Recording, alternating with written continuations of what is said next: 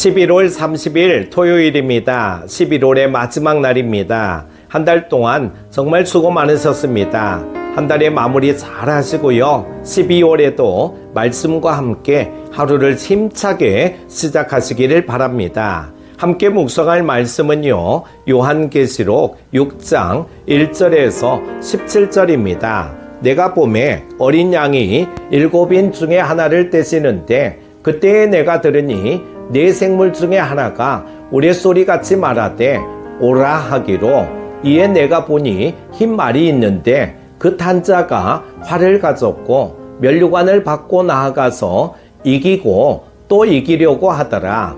둘째 인을 떼실 때에 내가 들으니 둘째 생물이 말하되 오라 하니, 이에 다른 붉은 말이 나오더라. 그 탄자가 허락을 받아 땅에서 화평을 제하여 버리며 서로 죽이게 하고 또 큰 칼을 받았더라. 셋째 인을 떼실 때에 내가 들으니 셋째 생물이 말하되 오라 하기로, 내가 보니 검은 말이 나오는데 그 탄자가 손에 저울을 가졌더라.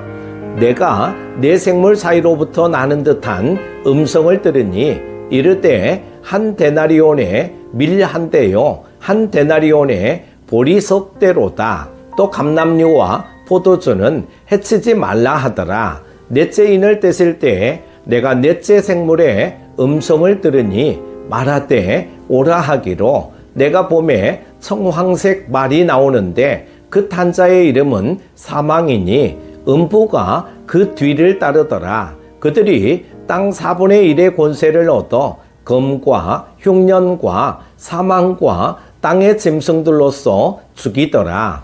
다섯째 인을 떼실 때에 내가 보니 하나님의 말씀과 그들이 가진 증거로 말미암아 죽임을 당한 영혼들이 제단 아래에 있어 큰 소리로 불러 이르되 거룩하고 참되신 대주제여, 땅에 거하는 자들을 심판하여 우리 피를 갚아주지 아니하시기를 어느 때까지 하시려 하나이까 하니, 각각 그들에게 흰 두루마기를 주시며 이르시되 아직 잠시 동안 쉬되 그들의 동무 종들과 형제들도 자기처럼 죽임을 당하여 그 수가 자기까지 하라 하시더라.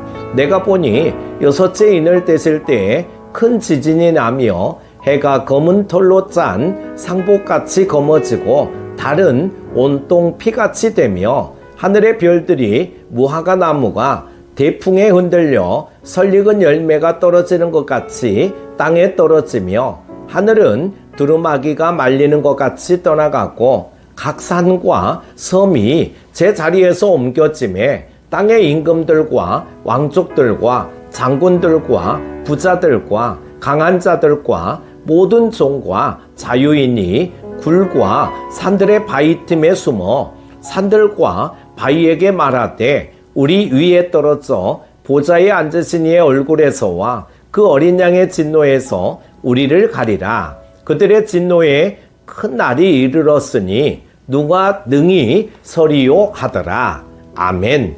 요한계시록은 신자에게는 어떠한 환난이 있다 해도 승리하신 주님을 믿고 인내의 삶을 살아갈 것을 독려합니다. 또 불신자에게는 그들의 죄악상을 낱낱이 경고하며 회개할 것을 촉구합니다. 따라서 심판은 어느 한쪽에게만 일방적으로 임하는 것이 아닙니다. 본문은 모두에게 임할 심판을 전하며 우리에게 다가올 시련을 대비하게 하십니다. 첫 번째는 하나님을 인정하라는 것입니다.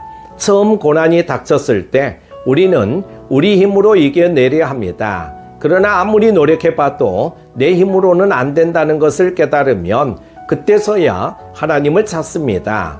그런데 문제는 하나님께 간구해도 아무런 변화가 없고 오히려 시간이 갈수록 고통이 가중될 때가 있다는 것입니다. 그때 우리의 믿음이 드러납니다. 믿음이 연약한 사람은 원망과 불평을 쏟아내며 하나님으로부터 멀어집니다. 그러나 믿음이 단단한 사람은 오히려 하나님을 더 굳게 붙들고 인내합니다. 요한계시록의 3대 7중 재앙 가운데 먼저 7인의 재앙이 시작됩니다. 첫째 인의 재앙에 나오는 흰 말이나 활은 모두 전쟁을 의미하죠. 둘째 인을 떼자 붉은 말이 나옵니다. 붉은 말을 탄 자는 하나님의 제호 속에서 큰 칼로 전쟁과 폭력적인 죽음의 심판을 행합니다. 셋째 인을 떼자 죽음을 상징하는 검은 말이 나오는데 이는 저울의 이미지와 함께 기근을 상징합니다. 넷째 인을 떼자 질병과 죽음을 상징하는 청황색 말이 나와 전쟁과 기근으로 많은 이가 죽임을 맞이할 것을 전합니다. 그러나 4분의 1이라는 제한된 권세만 행사할 것을 분명히 합니다. 상황은 점점 더 심각해지고 고난과 죽음의 심판이 계속됩니다. 우리는 평안의 때에 하나님의 은혜를 깊이 심어 놓아야 합니다. 그리고 그 열매를 고난의 때에 먹어야만 고난의 때에도 주님의 주권을 인정할 수 있기 때문입니다. 두 번째는 복음을 선포하라는 것입니다. 7인을 떼시는 분은 승리하신 어린 양 예수 그리스도십니다. 그런데 예수 그리스도께서 인을 떼심으로 임하는 심판은 성도들의 기도에 대한 응답입니다. 어린 양이 5째 인을 떼실 때 순교자의 영혼들이 하나님의 공의가 드러나 악을 물리쳐 주시기를 탄원합니다. 하나님은 그들에게 천국 상급에 흰 옷을 주시고 정한 때가 이르기 전까지 고난을 인내하며 기다릴 것을 말씀하십니다. 첫째 인을 떼시자 재앙의 범위가 우주까지 확대됩니다. 이는 땅에 있는 사람들에게는 엄청난 두려움을 주어 신분 고하에 상관없이 모두 숨게 만듭니다. 그들은 두려움에 떨며 어린 양의 진노에서 어느 누구도 살아날 수 없다고 탄식합니다. 그런데 이 모든 심판이 아무도 피할 수 없는 무서운 진노입니까? 하나님은 세상을 심판하시기 위해 예수 그리스도를 이 땅에 보내신 것이 아닙니다. 세상을 구원하시기 위한 것입니다. 예수님을 그리스도로 믿고 영생을 얻어 심판에 이르지 않고 사망에서 생명으로 옮겨진 성도는 영생의 가치를 자신의 삶에 담아내야 합니다. 주님이 당신의 생명을 내어주셔서 우리를 살리셨듯이 우리도 생명 다해 복음을 전함으로 죽음의 심판에 놓인 자들을 살려야 한다는 것입니다. 준비되지 않은 자들에게 최후 심판의 날은 도적과 같이 옵니다. 따라서 우리는 심판의 날이 다가오고 있음을 잊지 말고 때를 얻든지 못 얻든지 생명 구원의 사명을 담당해야 합니다. 사랑하는 큐티 가족 여러분, 고난은 우리 삶을 하나님께 집중시킵니다. 그러나 계속된 고난은 우리의 시선을 분산시켜 고난의 문제에 매몰되게 합니다.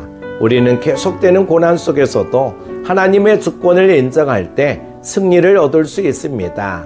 그 승리가 생명 구원을 위한 은혜인 줄 믿고 복음을 전하는 간증이 되어야 합니다. 오늘 하루도 승리하십시오. 기도합니다. 사랑이 많으신 하나님 아버지, 11월 한 달 동안도 지켜주셨음을 감사를 드립니다. 한 달 동안 시편과 요한계시록의 말씀을 통하여 우리 모든 큐티 가족들에게 도전과 결단을 하게 하셨음을 감사드립니다.